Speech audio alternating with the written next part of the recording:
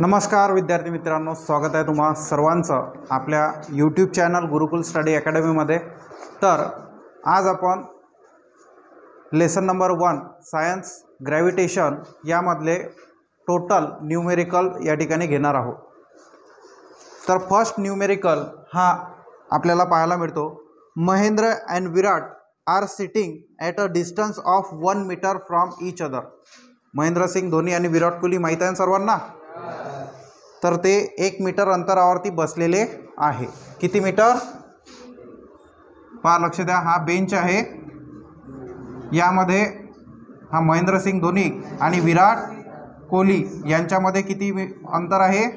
1 metre अंतरावरती ते बसलेले आहेत। कळत आहे? तर there masses are 75 kg and 80 kg respectively. What is the gravitational force between them? तर त्यांच्यामध्ये ग्रॅव्हिटेशनल फोर्स किती असेल हे काढायचा आहे। त्यांचे मासेस आपल्याला या ठिकाणी गिवन दिलेले आहे। 1 मीटर हे काय आहे? त्यामधलं अंतर आहे, म्हणजेच डिस्टन्स आहे। तर नेहमी न्यूमेरिकल सॉल्व करताना काही स्टेप आहेत त्या लक्षात ठेवणं गरजेचं आहे।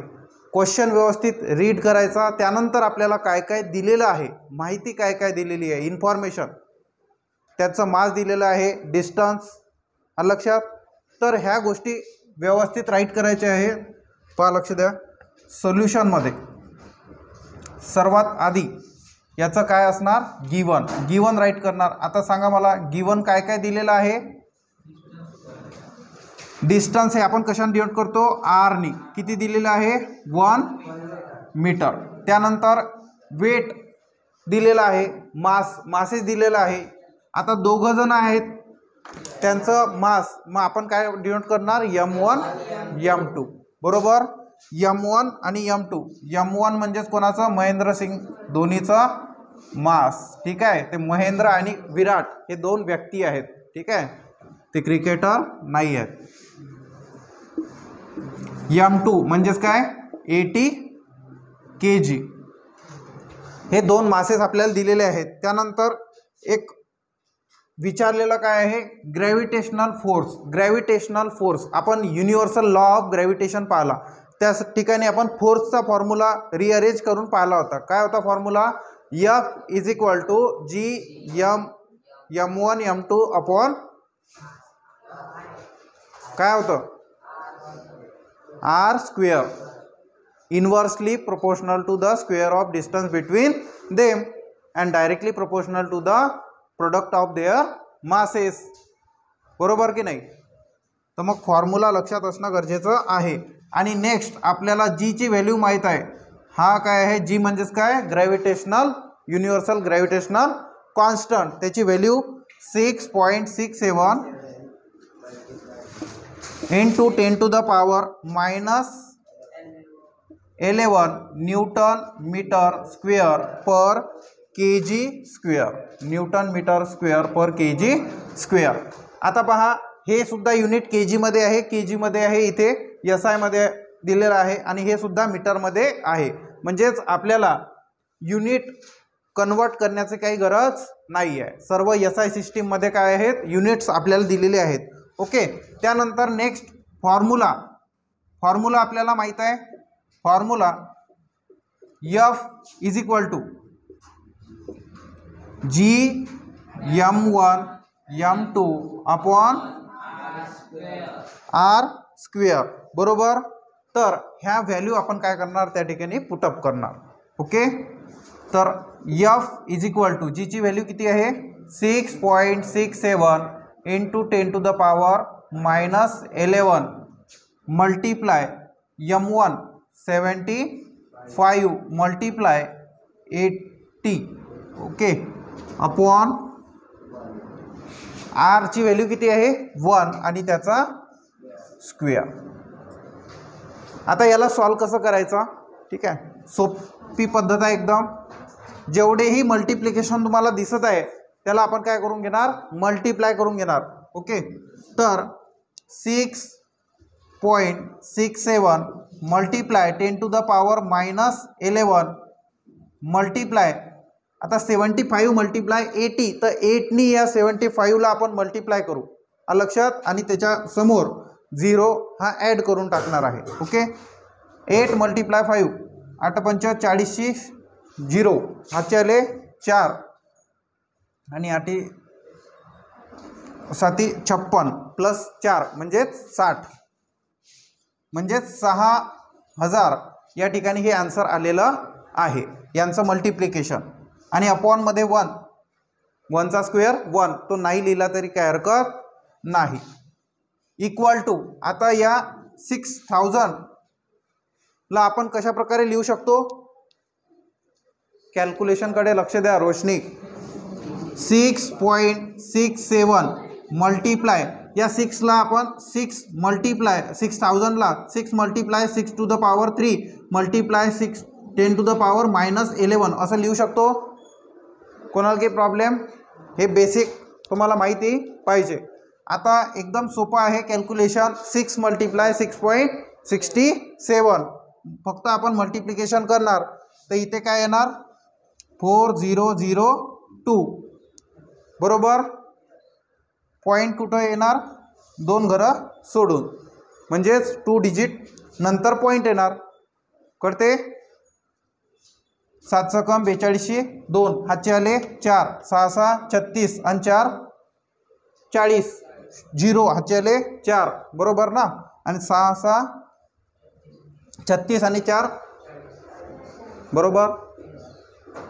मल्टिप्लाय आता 10 टू द पॉवर हा 3 आणि -11 दोघांचा बेस सेम आहे, तर पॉवरची काय होत असते addition.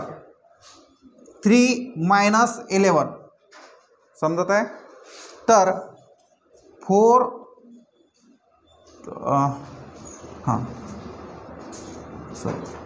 40.02 multiply 10 to the power, आता 11 मधून 3 आपण मायनस जर केले तर किती येणार -8. हा जो पॉईंट आहे, मी जर 1 डिजिटनी या लेफ्ट हँड साईडकडे त्याला सरकवलं तर या ठिकाणी F इज इक्वल टू काय होणार 4.002 मल्टिप्लाय 10 टू द पॉवर, हा या लेफ्ट साईडला आपण त्याला घेत आहे, म्हणजेच 1 - 1 काय होणार, 1 त्याच्यामध्ये ॲड होणार बरोबर, म्हणजेच -8 + 1 किती होणार -7 बरोबर. आणि फोर्स आहे म्हणून युनिट काय लागणार न्यूटन, काय लागणार न्यूटन. समजत आहे. तर the gravitational force between Mahendra and Virat is 4.002 into 10 to the power -7 newton. लक्षात, this is a very small force. हा फोर्स कसा आहे, एकदम स्मॉल आहे, एकदम छोटा आहे. If the force of friction between Mahendra and the bench on which he is sitting is 0, then he will start moving towards Virat under the action of this force. We can calculate his acceleration and velocity by using Newton's law of motion. तर आपण पाहू शकतो की यांच्यामध्ये जो gravitational force आहे हा खूपच कमी आहे लक्षात, कारण की त्यांचे जे मासेस आहेत हे सुद्धा खूप कमी आहे, ते सरकताना त्यांना खूप वेळ लागेल सरकायला. ओके, एकमेकांच्या जवळ येण्यासाठी. कळते, फोर्स हा वाढेल केव्हा, जेव्हा त्यांचे मासेस वाढतील. काय मासेस वाढतील, लक्षात. तर हा प्रॉब्लेम लिहून घ्या. कोणाला कॅल्क्युलेशन मध्ये काही प्रॉब्लेम आहे का, असेल तर सांगसाल. ओके, राईट करून घ्या.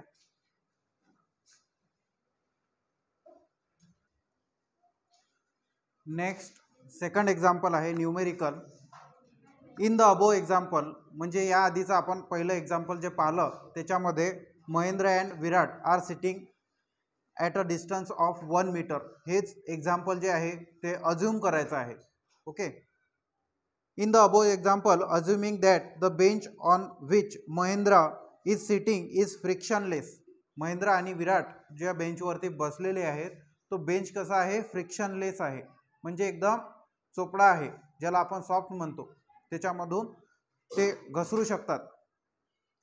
starting with zero velocity, what will be Mahendra's velocity of motion towards Virat after 1 second? म्हणजे जर झिरो वेलॉसिटी पासून जर आपण स्टार्ट केलं तर एका सेकंदामध्ये विराट महेंद्राज वेलॉसिटी ऑफ मोशन टुवर्ड्स विराट ही एका सेकंदामध्ये किती असेल? Will this velocity change with time and how? He velocity वेळेनुसार बदलेल का आणि किती? तर गिवन याच्यामध्ये आपण आधीचं एक्झाम्पल कन्सिडर करत आहे, म्हणजे जो फोर्स आपण काढलेला आहे फोर्स ऑन महेंद्रा हा किती आपण काढलेला होता? 4.002 इंटू 10⁻⁻7 न्यूटन. या आधीचं एक्झाम्पल कन्सिडर केलं म्हणून फोर्स तिथे आपण काढलेला आहे, आता परत काढायची गरज नाही आहे. तर महेंद्राचं मास M1 हे आपण आधीच्या एक्झाम्पल मध्ये आपल्याला दिलेलं होतं, किती होतं? 75 kg होतं की नव्हतं? बरोबर. According to Newton second law of motion आपल्याला याच्यामध्ये काढायचं काय आहे? व्हेलॉसिटी काढायची आहे. तर व्हेलॉसिटीसाठी आपल्याला फॉर्म्युला माहित आहे, v = u + at. v = u + at. But याच्यामध्ये आपल्याला a माहित नाहीये, ॲक्सेलरेशन माहित आहे का? नाही. म्हणून न्यूटनचा जो सेकंड लॉ ऑफ मोशन आहे तो आपल्याला माहित आहे, काय आहे? अकॉर्डिंग टू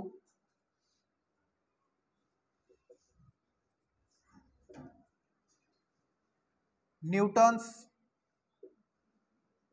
सेकंड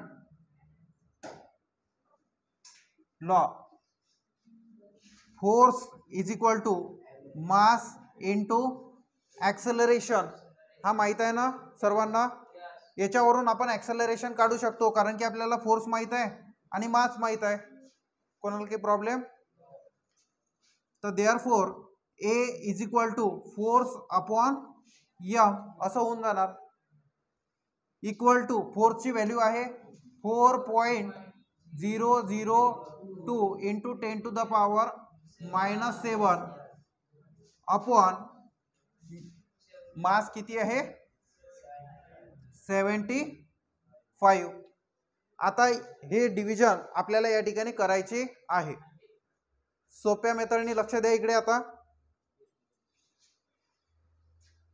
हा जो पॉइंट आहे हा आपण 2 डिजिटने त्याला राईट साइडला प्लेस करणार आहोत. 400.2 मल्टिप्लाय 10⁻⁻7 ओके, आणि मल्टिप्लाय 10⁻. आता मी 2 डिजिटने त्याला राईट साइडला प्लेस केलेला आहे. ओके, लेफ्ट साइडला जर केलं तर प्लस व्हॅल्यू येणार आणि राईट साइडला जर आपण त्याला पॉइंटला शिफ्ट केलं तर मायनस व्हॅल्यू येणार. आणि किती डिजिटने सोडलं तेवढे डिजिट ते काउंट करायचे आणि मायनस साईन देऊन द्यायचं. ठीक आहे, राईट असेल तर मायनस, लेफ्ट असेल तर प्लस. किती डिजिट तेवढे नंबर, 1 आणि 2. बरोबर ना? 1 आणि 2 म्हणून -2. कळलं? अपॉन मध्ये किती आहे? 75. बरोबर. तर आता पॉइंट 1 ला, पॉइंट 2, पॉइंट 3, पॉइंट 4 हे समजण्यासाठी बेसिक सांगत आहे तुम्हाला. पॉइंट 6, पॉइंट 7, पॉइंट 8, पॉइंट 9 आणि नंतर काय असतो? 1. बरोबर ना? 1.0. बरोबर. तर महत्व कोणाला जास्त राहील? या पॉइंट 8 ला, पॉइंट 9 ला, पॉइंट 1 ला. बरोबर ना? हे पहिले 3, पहिले 4 किंवा पहिले 5 काही गिनतीमध्ये आहे का? आहे का? नाही ना. म्हणजे या पॉइंट 2 ला काही महत्व आहे का? म्हणून आपण तो काढून टाकणार, कारण की आपलं त्या ठिकाणी कॅल्क्युलेशन हे सोपं होईल. कळते? हां. तर आता मला सांगा, या 25 ने 75 ला सुद्धा आपण डिवाइड करू शकतो आणि 400 ला 25 ने डिवाइड करू शकतो. बरोबर. किंवा तुम्ही 5 ने सुद्धा, 5 ची डिव्हिजिबिलिटी टेस्ट तुम्हाला माहित आहे. 0 आणि इथे 5 आहे, त्याला आपण 5 ने डिवाइड करू शकतो. 25 चा टेबल तुमचा लर्न नसेल तर तुम्ही 5 ने सुद्धा रिड्यूस करू शकता. समजते. तर 25 3चा ओके 25 1 बरोबर. आणि इथे काय राहणार 15 आणि 0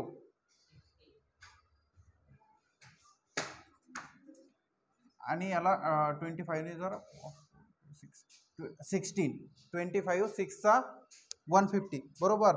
परत आता या 3 ने आपण 16ला डिवाइड करणार. 3 5चा 15 परत 1 राहिला बरोबर. आपण काय घेणार इथं पॉईंट घेणार 0 घेणार. 3 3चा 3 3चा 3 3चा हे 3 चालतच राहणार बरोबर आहे. आलं का लक्षात. तर मग या ठिकाणी आपण काय काढत आहे ए काढत आहे. काय काढत आहे ॲक्सेलरेशन. तर therefore acceleration is equal to आता 5.3 बरोबर ना 5.3 मल्टिप्लाय बस 5.3 मल्टिप्लाय 10 टू द पॉवर. आता यांची पॉवरची काय होते ॲडिशन -2 आणि -7 किती होणार -9 10 टू द पॉवर -9 ओके. आता ॲक्सेलरेशन आहे. ॲक्सेलरेशनचं युनिट काय असते मीटर पर सेकंड स्क्वेअर बरोबर की नाही.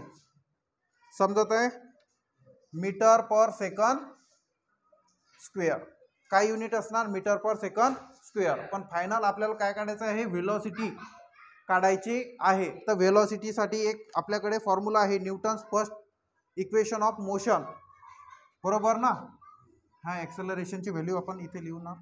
ॲक्सेलरेशन काय आलं 5.3 multiply 10 to the power -9 metre per second square बरोबर. यामध्ये आता आपण इकडे न्यूटन्स फर्स्ट लॉ न्यूटन्स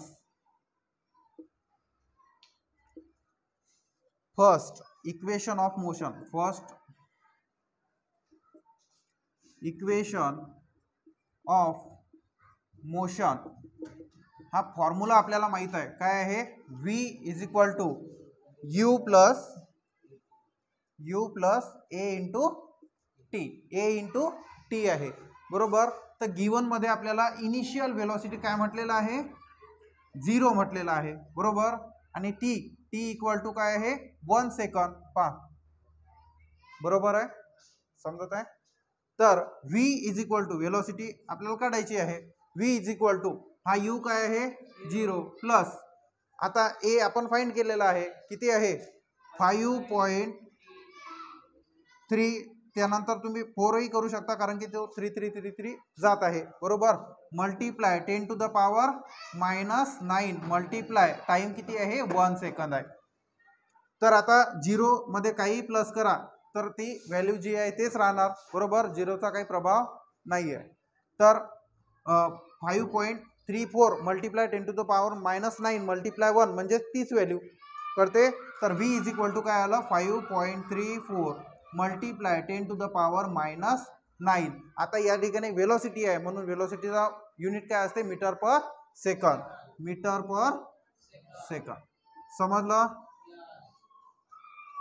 तर फायनल सोल्यूशन काय असेल Mahendra velocity after 1 second will be 5.34 multiply 10 to the power -9 metre per second. Okay this is an extremely small velocity.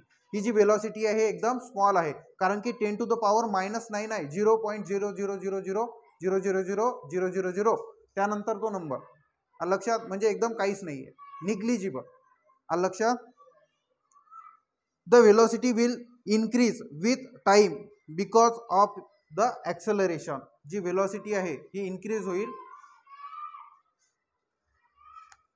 टाइमने ठीक आहे. जेवढा जास्त टाइम तेवढी ते व्हेलॉसिटी वाढणार okay of the acceleration. The acceleration will also not remain constant. जे acceleration आहे ते कॉन्स्टंट राहणार नाही because as Mahendra moves towards विराटच्या कडे काय होणार तो मूव्ज होणार okay. The distance between them will decrease causing an increase in gravitational force. आणि तो जर महेंद्र विराटच्या जवळ जात असेल तर त्यांचा डिस्टन्स काय होणार कमी होणार म्हणजेच डिक्रीज होणार. Thereby increasing the acceleration as per Newton second law of motion. हा क्वेश्चन समजला तुम्हाला? कॅल्क्युलेशन कसे करायचे समजले? अशा प्रकारे आपण वेलॉसिटी काढली. ठीक आहे. वेलॉसिटी काढण्यासाठी आपल्याला ॲक्सेलरेशन गरजेचं होतं, म्हणून या ठिकाणी आपण न्यूटन सेकंड लॉचा यूज केलेला आहे. कळलं? राईट करून घ्या सर्वांनी. तर नेक्स्ट थर्ड एक्झाम्पल आहे, calculate the gravitational force due to earth on Mahendra in the earlier example. जे आधीचं एक्झाम्पल आहे त्याच्यावरती आपल्याला ग्रॅव्हिटेशनल फोर्स जो आहे तो कॅल्क्युलेट करायचा आहे. ग्रॅव्हिटेशनल फोर्सचा फॉर्म्युला आपल्याला माहीत आहे, F = G(m)(m)/r². काय असतो? G(m)(m)/r². काय आहे फॉर्म्युला? सांगा पटकन. F =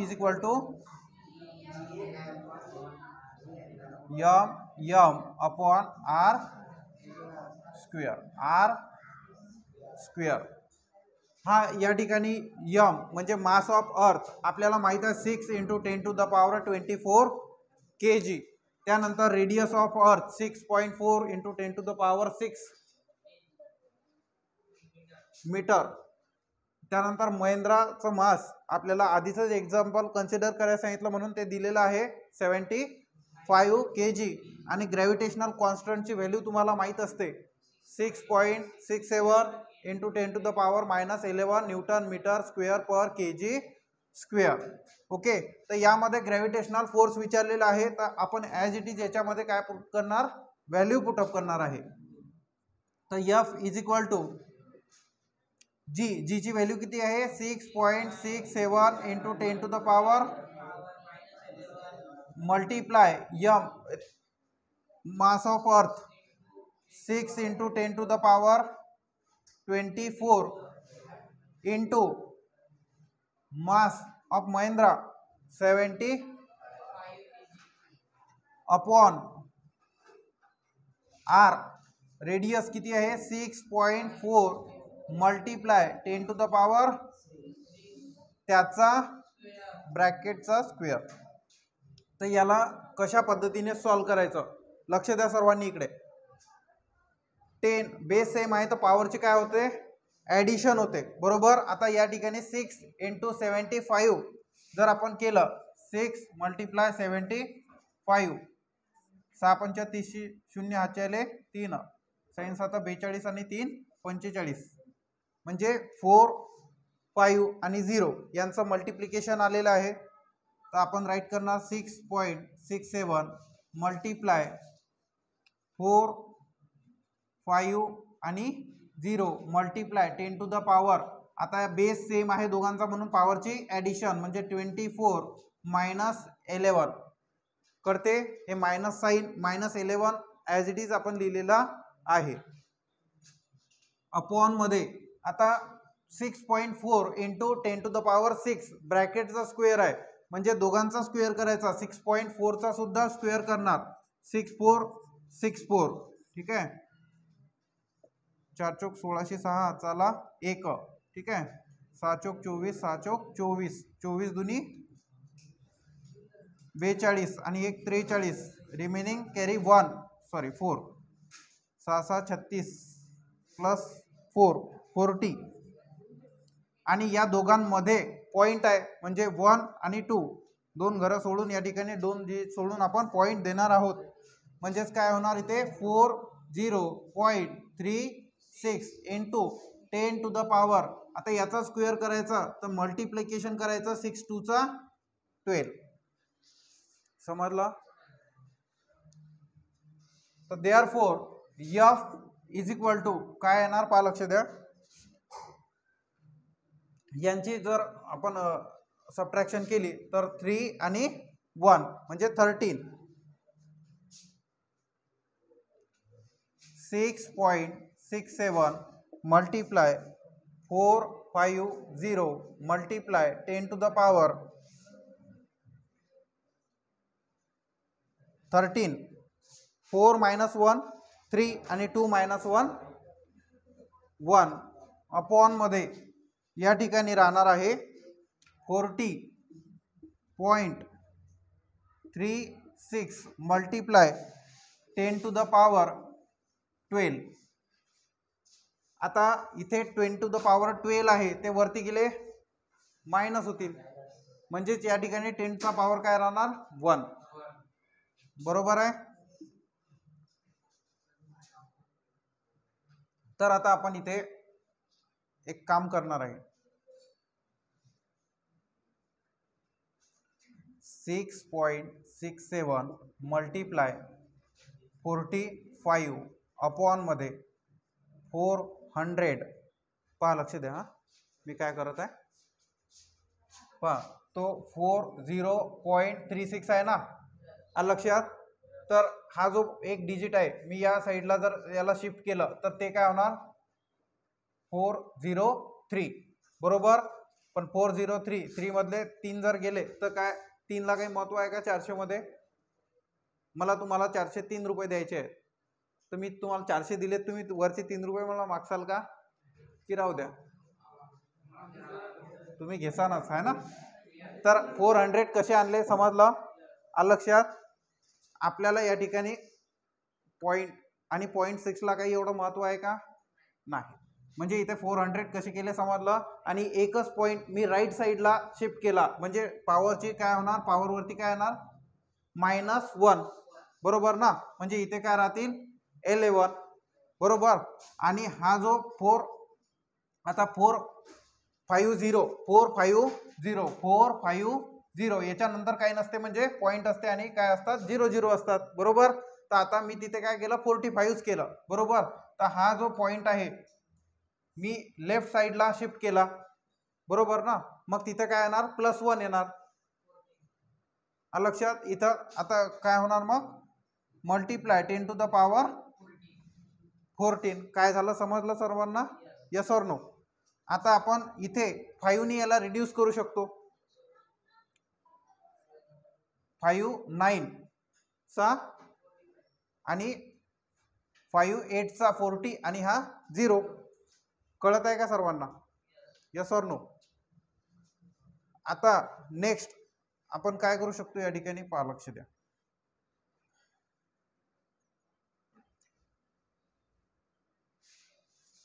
तर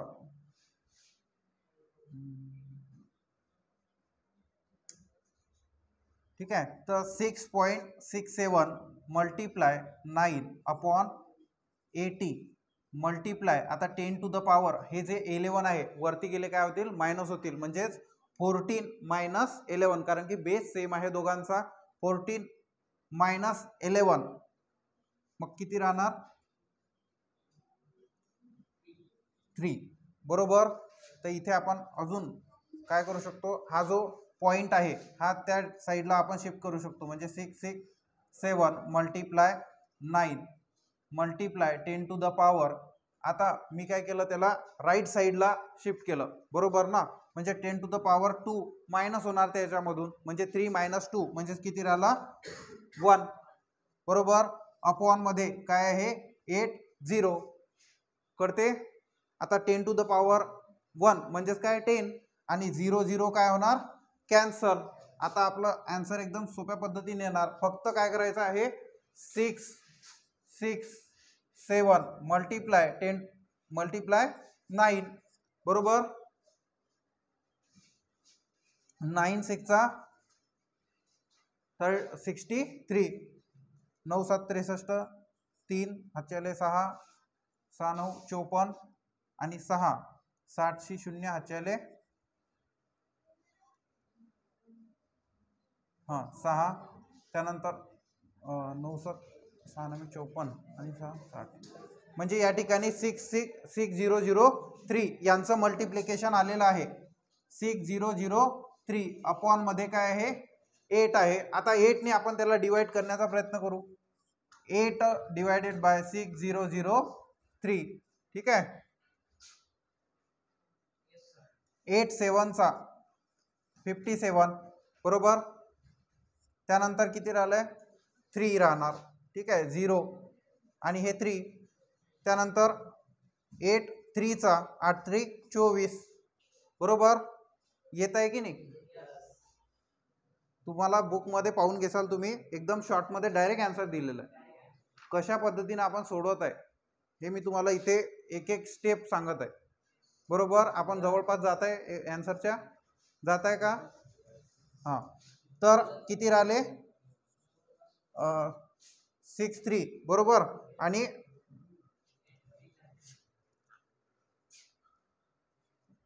8 9 8 9 63 बरोबर. 0 नाही 9 7 63 बरोबर. इथे काहीतरी रॉंग झालं आपलं. ठीक आहे, 8 7 56 8 8 64. ठीक आहे, तर 8 7 56 हा भाग द्यावा लागेल. पण बस ठीक आहे, इथपर्यंत द्यायचं आहे. फायनल सोल्युशन आलेलं आहे A7 हां